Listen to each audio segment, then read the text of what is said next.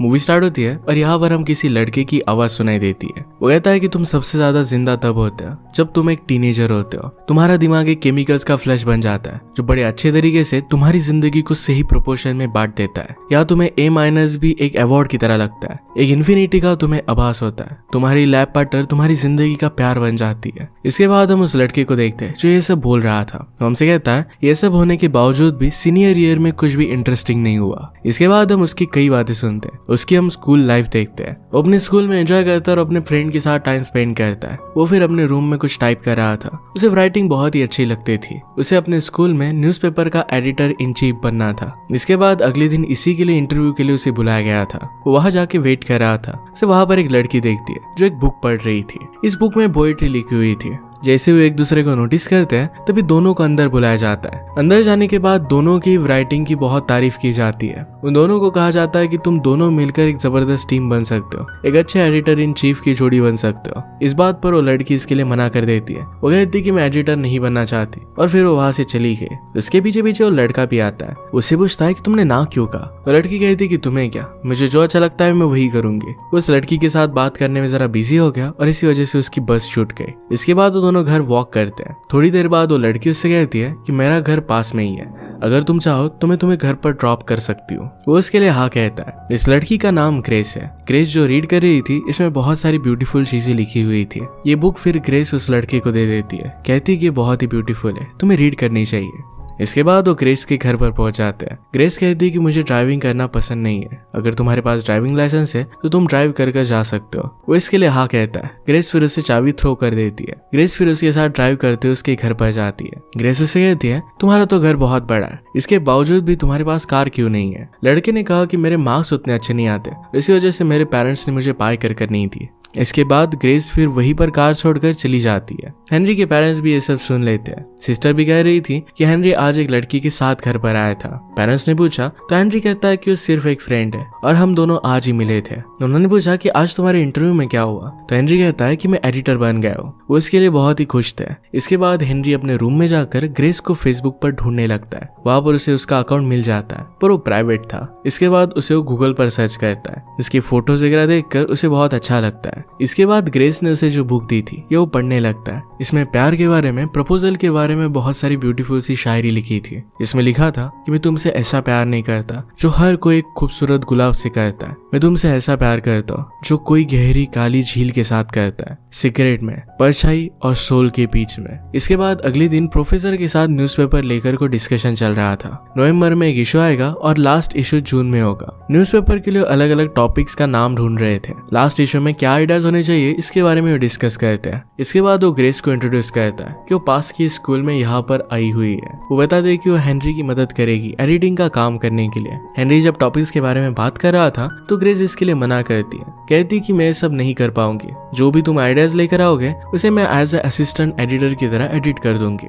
School के बाद Henry की दोस्त उससे बात कर रही थी। उसके ग्रुप में एक लड़की को प्यार हो गया था। वो कहती कि जब भी मैं उसे देखती हूँ तो मेरे आसपास म्यूजिक चलने लगता है। तभी इस सब के बीच में हेनरी ग्रेस को दिखता है। हेनरी अपने दोस्त और अपनी बस को छोड़कर उसके पास आ जाता है। उसने ग्रेस से कहा कि मैंने तुम्हारी बुक पूरी रीड कर ली है, इसमें बहुत सारी ब्यूटीफुल सी चीज है। उससे बात कर रहा था तभी उसके फ्रेंड्स उसे बस में बुलाते हैं पर इस बात को इग्नोर कर देता है। ग्रेस से फिर से उसी की गाड़ी में जाने के लिए वो बात करता है और आज फिर से कल जैसा ही हुआ। घर पहुंचने के बाद वो कुछ राइट कर रहा था। वो खिड़की से बाहर देखता है तो ग्रेस की गाड़ी लेने के लिए शायद उसके मॉम डैड आए हुए थे। इसके बाद रात में भी वो सो नहीं पाता। ग्रेस से साथ बात करने के लिए उसे मैसेज करने की कोशिश करता है। ग्रेस से बात करने के लिए उसे वो मैसेज करना चाहता था पर नहीं करता और सो जाता है। इसके बाद दूसरे दिन भी वो ग्रेस से राइड के लिए पूछता है। गाड़ी के बाहर आकर वो ग्रेस को चाबी देता है और उसके घर में अंदर आने के लिए पूछता है। ग्रेस उसे इसके लिए मना कर देती है और कहती है कि कल मिलेंगे। ग्रेस ने अपना माइंड चेंज कर लिया और 6 बजे शाम को यहीं पर मिलने के लिए बुलाती है। उसने कहा कि साथ में ब्रेड भी लेकर आना। इसके बाद फिर से वही हुआ कि ग्रेस की कार लेने के लिए कोई आया हुआ था। इसके बाद फिर वो दोनों मिलकर एक अंधेरे से जंगल में जाते हैं। वहां पर एक पुरानी फैक्ट्री थी। ग्रेस ने हेनरी से कहा कि यहाँ पर एक ओल्ड कॉटन मिल हुआ करती थी। वो 1988 में बंद पड़ चुकी थी और ऐसे ही पड़ी हुई है। वो दोनों फिर अंदर जाते हैं। नीचे उतरे तो वहां पर एक छोटा सा तालाब जैसा बना हुआ था। वहां पर मछलियां भी थी। ये ब्रेड फिर वो मछलियों को खिलाते हैं। ग्रेस ने हैरी का हाथ पकड़ा और उसे पानी के अंदर लेकर जाती है। ग्रेस उससे पूछती है क्या तुम्हारी कोई गर्लफ्रेंड है। इसके लिए वो मना करता है। वो एक दूसरे से बहुत बातें करते हैं। इसके बाद ग्रेस उसे अपने एक्सीडेंट की कहानी कहानी बताती है। वो कार से जा रही थी तभी एक पत्थर से टकराई और कार फ्लिप कर गई। इसके बाद वो ऊपर देखती है और कहती है कि जब भी मैं ऊपर देखती हूँ तो मुझे लगता है कि लोग सिर्फ मरे हुए तारों की अस्थियां है। हम एक एटम के कलेक्शन से बने हुए हैं। हम थोड़ी देर एक दूसरे के पास आते हैं और फिर बिछड़ जाते हैं। हेनरी उससे पूछता है कि क्या तुम श्योर हो कि तुम अपनी न्यूज़पेपर के लिए नहीं लिखना चाहती। ग्रेस फिर पानी से बाहर आती है और उसे कुछ दिखाती है। वो पूछता है कि क्या ये लैटिन में लिखा हुआ है। ग्रेस ने हेनरी से कहा कि मैं थक चुकी हूँ और वो वहां से चली जाती है। हेनरी अपने घर पर आया तो उसने एक वेस को तोड़ दिया। इसके बाद टूटे हुए वेस को फिर से पेंट करता है। इसे फिर से जोड़कर वो आर्ट बनाता है। इसे बहुत सारे वेस उसके घर पर पड़े हुए थे। उसकी सिस्टर को उसकी हॉबी बहुत ही वियर्ड लगती थी। इसके बाद नेक्स्ट डे हेनरी की सब लोगों के साथ मिलकर न्यूज़पेपर की थीम के ऊपर एक मीटिंग चल रही थी। प्रोफेसर ग्रेस को भी एक आइडिया के लिए पूछते हैं तो ग्रेस कहती है कि मुझे कोई आइडिया नहीं है। वो फिर वहां से चली गई। इसके बाद हम हेनरी को फाइनली उसके स्कूल बस में देखते हैं। वो अपने फ्रेंड्स के साथ बात कर रहा था। हेनरी के फ्रेंड ने उसे एडवाइस की अगर तुम ग्रेस को पूरी तरीके से जानना चाहते हो तो उसका पीछा करना। हेनरी एडवाइस ले भी लेता है। हेनरी पहले तो इस बात के लिए मना करता है पर फिर वो एक्चुअल में उससे स्टॉक करने लग गया था। वो देखता है कि ग्रेस का मूड खराब था। वो एक लेक के पास एक कबर के पास आ जाती है। उसमें डोमिनी शेयर का नाम लिखा हुआ था। ग्रेस के जाने के बाद हेनरी वहीं पर उस लड़के का नाम सर्च करता है और उसे एक एक्सीडेंट के बारे में पता चलता है। उसे पता चला कि डोमिनी स्पोर्ट्स में बहुत ही अच्छा था। बुरे एक्सीडेंट में उसकी डेथ हो गई थी। उसकी पार्टनर जो थी उसे सिर्फ एक छोटी सी इंजरी हुई थी। जब उस लड़के के इंस्टाग्राम अकाउंट पर वो देखता है तो उसे पता चलता है कि वो लड़का ग्रेस का बॉयफ्रेंड था। इसके बाद नेक्स्ट डे हेनरी ग्रेस को उसके आर्टिकल को एडिट करने के लिए कहती है। ग्रेस ने कहा तुम जो भी लिखोगे अच्छा ही लिखोगे। उसे एक काम भी नहीं करना था। वो एक दूसरे एडिट पर काम कर रही थी। इसके बाद रात में हेनरी को उसके फ्रेंड का मैसेज आता है कि ग्रेस ट्रैक पर कुछ वियर्ड सा कर रही है। ये देखकर ग्रेस के पास जाने के लिए अपने पेरेंट्स से झूठ बोलकर वो परमिशन लेता है। वो कहता है कि मैं अपने फ्रेंड के पास जा रहा हूँ। उसके फादर उसे कहते हैं कि तुम्हें झूठ बोलने की कोई भी जरूरत नहीं है। इस बात पर हेनरी उन पर गुस्सा हो जाता है और वहां से चला जाता है।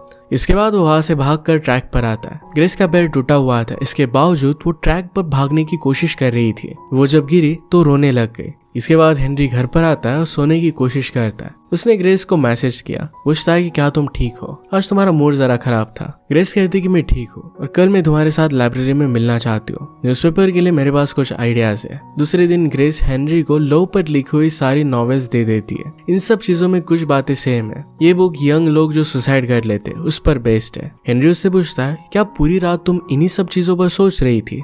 ग्रेस उससे कहती है कि जब ये बड़े बड़े राइटर्स टीनेजर के बारे में लिखते हैं तब उन्हें एक रियलिटी दिखानी पड़ती है कि जब भी टीनेजर किसी चीज की मांग करते हैं तो पूरी कायनात उन्हें उन चीज तक पहुंचाने की उन्हें इसमें एक रियलिटी दिखानी पड़ती है कि जब टीनेजर्स कुछ चाहते हैं तो उन्हें वो चीज कभी भी नहीं मिलती और इसके लिए सब लोग उन्हें अपोज करते हैं। हेनरी फिर से उससे पूछता है कि क्या तुम सुसाइडल हो। ग्रेस उससे कहती है कि कभी कभी हमें लगता है कि दुनिया से गायब हो जाए। एज अ टीनेजर होना उसे एक जेल की तरह लगता है। दुनिया हमेशा तुम्हें अपनी फीलिंग्स एक्सप्रेस करने के लिए कहती है और जब तुम इसे एक्सप्रेस करते हो तो तुम्हें दबा देती है। सारे एडल्ट्स पहले टीनेजर्स ही थे और बाद में इस जेल को तोड़कर वो एडल्ट बन गए। वो चाहती थी कि इसी थीम पर उनका न्यूज़पेपर का आर्टिकल हो। हेनरी फिर सबको इस टॉपिक के बारे में बताता है और इस पर वो डिस्कशन स्टार्ट करते हैं। हेनरी कहता है कि अगर ऐसी चीज किसी ने भी एक्सपीरियंस की हो तो इसके बारे में बात करनी चाहिए। ग्रेस फिर हेनरी को ही पूछ लेती है। हेनरी कहता है कि माइक जॉनसन नाम का मेरा एक फ्रेंड था, उसने सुसाइड कर ली थी। उससे मैंने एक एडल्ट मैगजीन बोरो की थी। जब उसकी डेथ हो गई तो मुझे लगने लगा कि मेरे ड्रॉअर में रखी हुई वो मैगजीन हंटेड है। उस मैगजीन को फिर माइक जॉनसन को जहाँ पर गाड़ा गया था उसी के पास के ट्री के पास उसने गाड़ दिया था। ये शेयर करने के बाद स्कूल खत्म हो जाता है। हेनरी ग्रेस के साथ फिर से बात करता है। उससे पूछता है तुमने राइटिंग क्यों छोड़ दी,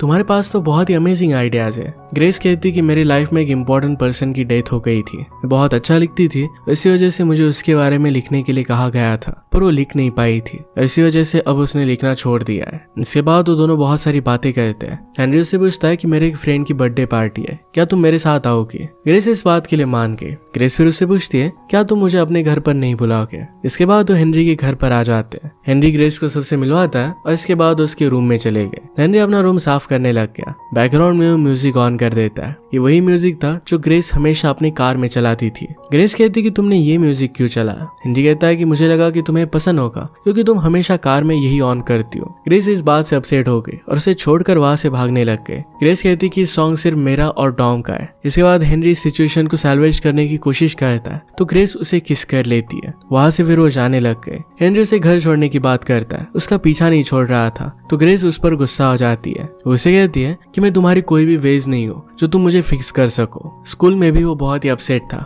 आज वो अपने फ्रेंड की पार्टी में भी नहीं जाना चाहता था। उसके फ्रेंड उसे कहते हैं कि पार्टी में बहुत मजा आएगा, वहां पर तुम नशे भी कर सकते हो। हेनरी फिर इस बात के लिए मान जाता है। पार्टी में हेनरी ने ग्रेस को देखा और उसके पास वो आ गया। वो दोनों एक दूसरे के साथ डांस करते हैं। उसके बाद वो इंटीमेट होने लग गए। अगली सुबह ग्रेस हेनरी के पास उठी। अचानक से वो रोने लग गई।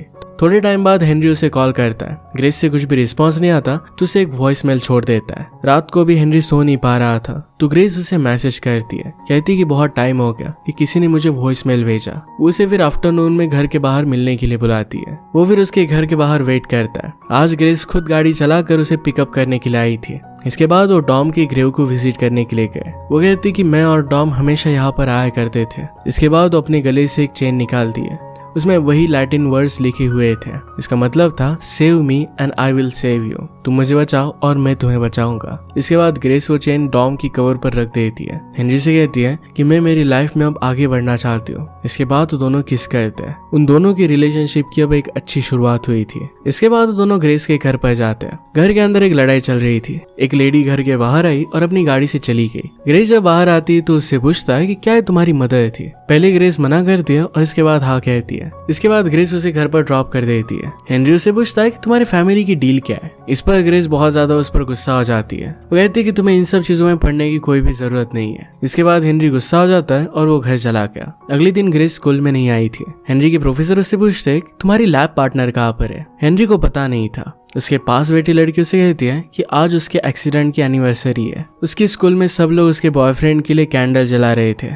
इसके बाद हेनरी उसे ढूंढता ढूंढता उसके घर पर पहुंच गया। यहाँ पर हमें पता चलता है कि जो कपल वहां पर झगड़ रहे थे, हेनरी जिनके साथ रह रही है, वो ग्रेस की मॉम और डैड नहीं है, एक्चुअल में डॉम के पेरेंट्स है। वो हेनरी को घर में बुलाते हैं और वो हेनरी को जानते थे। हेनरी कहता है कि आज मेरी ग्रेस से पूरा दिन बात नहीं हुई थी, इसी वजह से मैं उससे मिलने के लिए आया। हेनरी फिर उसके रूम में ऊपर जाता है। ग्रेस उसे कहती है कि डॉम का रूम है। यहाँ वो अपनी मदर से छुटकारा पाने के लिए आया करती है। वो आजकल बहुत ज्यादा ड्रिंक कर रही थी। इसके बाद ग्रेस और हेनरी के बीच में लड़ाई हो जाती है क्योंकि ग्रेस अब भी डॉम को अपनी जिंदगी से जाने नहीं दे रही थी। वो हमेशा उसी के बारे में सोचती रहती थी। इस बात से हेनरी गुस्सा हो गया। ग्रेस ने उसे जो बुक दी थी इसे वो फाड़ देता है। घर आने के बाद भी वो बहुत ही अपसेट था। उसके पेरेंट्स उसे कहते हैं कि तुम क्या फील कर रहे हो, ये हम समझ सकते हैं। हेनरी उन पर भी गुस्सा हो गया। कहता है कि आप लोग मेरी फीलिंग्स कभी समझ नहीं पाओगे। इसके बाद उसकी सिस्टर उसे समझाने के लिए आती है। उसे कहती है कि ये जो तुम प्यार वगैरह सब कुछ फील कर रहे हो, ये सिर्फ तुम्हारे ब्रेन ने तुम्हारे साथ ट्रिक खेली है। ये सब तुम्हारे ब्रेन के केमिकल्स की वजह से हो रहा है। तुम्हें भी आगे बढ़ना चाहिए। इसके बाद हेनरी अपने स्कूल में कैंटीन में अपने फ्रेंड के साथ था। वो अपने काम पर फोकस कर रहा था। तभी उसे डॉम के फादर का मैसेज आता है कि ग्रेस पूरे दिन से मिसिंग है, अपना फोन भी नहीं उठा रही। हेनरी फिर भागता हुआ फैक्ट्री के पास पहुंच जाता है। ग्रेस जोर जोर से पानी के पास जाकर रो रही थी। ग्रेस पूरी तरीके से टूटी हुई थी। हेनरी को डॉम समझकर रोने लग जाती है। कहती कि सब मेरी गलती है। जिस दिन उनका एक्सीडेंट हुआ था तो कार में उसे वो टिकल कर रही थी। डॉम ने उसे मना किया था पर फिर भी वो कंटिन्यू कर रही थी और इसी वजह से वो डिस्ट्रैक्ट होकर उसका एक्सीडेंट हो गया। हेनरी उसे सहारा देकर शांत करवाता है। ग्रेस फिर डॉम की सारी फोटो वहीं पर पानी में छोड़ देती है। हेनरी उसे अपनी कार में घर पर छोड़ देता है। अगली सुबह हेनरी अपना काम कर रहा था, तभी उसके प्रोफेसर बताते हैं ग्रेस ने 1 साल के लिए ब्रेक लिया है। वो अपने कुछ पर्सनल इश्यूज सॉल्व करना चाहती है। वो 1 साल के बाद वापस आएगी और फिर से अपना स्टडी कंटिन्यू करेगी। अब थोड़ा टाइम बदल चुका था पर फिर भी हेनरी ग्रेस से प्यार करता था, पर उसने मूव ऑन होना सीख लिया था। स्कूल में वो ग्रेस को देखता है पर अपना रास्ता बदल लेता है। अपने न्यूज़पेपर पर उसने अच्छे से काम किया था और वो लॉन्च होता है। अब उसकी हाई स्कूल खत्म हो गई थी। एक दिन स्कूल खत्म होने के बाद वो दोनों फिर से मिलते हैं। ग्रेस उससे कहती है कि मैं मेरी थेरेपी कंटिन्यू कर रही हूँ। दोनों फिर गले मिलते हैं। ग्रेस हेनरी के पॉकेट में वो पेज रख देती है जो हेनरी ने फाड़ दिए थे। इसके बाद दोनों अपने अपने रास्ते निकल जाते हैं। आखिर में हेनरी अपने फ्रेंड्स के साथ खुश था। पहले उसकी जैसे लाइफ चल रही थी वैसे उसने जीना सीख लिया था। वो दोनों एक दूसरे से प्यार तो करते थे पर ये टाइम सही नहीं था। शायद आगे चलकर वो एक दूसरे से फिर से मिलेंगे। अगर आपको एक्सप्लेनेशन अच्छा लगता है तो प्लीज लाइक और कमेंट जरूर कर दीजिएगा। बहुत सारी मूवीज लेकर आते रहता हूँ तो प्लीज चैनल को सब्सक्राइब कर दीजिएगा और बेल नोटिफिकेशन आइकन दबाना मत भूलिएगा। वैसे मिलेंगे और एक नए मूवी के साथ। तब तक के लिए थैंक यू और आप अपने आप का ख्याल रखिए।